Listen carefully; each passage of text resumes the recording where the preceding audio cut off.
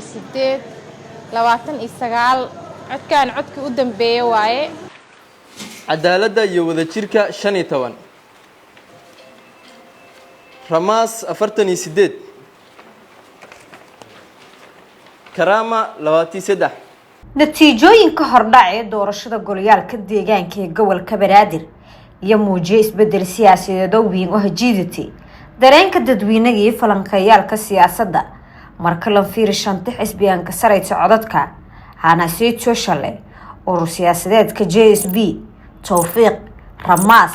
Sincad iyo Karama way basiyada muuqata in kooshan aan hayna xisbiyada horumar iyo midnimo qaran ama xisbiga tiro hogaamiye dadka reer Digli Mirfla arintaasaytiya dhaliidi doodi xisaabin siyaasadeed natiijadan si gaar ah su'aalan galidi dood muddo dheer ka dhateeganayti siyaasadda caasimada Soomaaliya Muqdisho taasaytiyo ka salaysanayti in dadka Digli Mirfla yihiin majority-ga gobolka Banaadir ama dadkan ka badan caasimada Soomaaliya Muqdisho xogta doorashada wayba muujiyaase sawir ku duwan sheegadowka iyadana odbiyow ka nagati imtixaan dhagool ka shalbahay waana la ogaaday cid taageerada dhabtay ka haysata shacabka caasimada Soomaaliya Muqdisho su'aalo bulshada Digli Mirfla isweydiiyay wayba eta xisbiyada tartamay iyo ololahaan liiday oo xisbiyada kala ku sareeyay mise dadka Digli Mirfla ya ka horkooya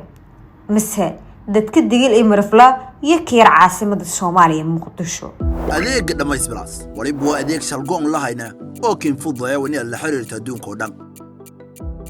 xarmada maalinle adeeg dhamays balaas ka shaway 70 city waana ka isticmaal internet iyo ku hadal 24 saac xiriir waliba keen dheera nashaad IPTV oo isku xiraha madadaalada casriga ah ka shaway dahab adoo garaacasa xadig boqolikow afargees adeeg dhamays balaas xulashadaan kaabon egeek somtal waliba waa shabakad isgaarsiineed iyo tiknoolajiyadeed ee aan ka balaaran geeyeen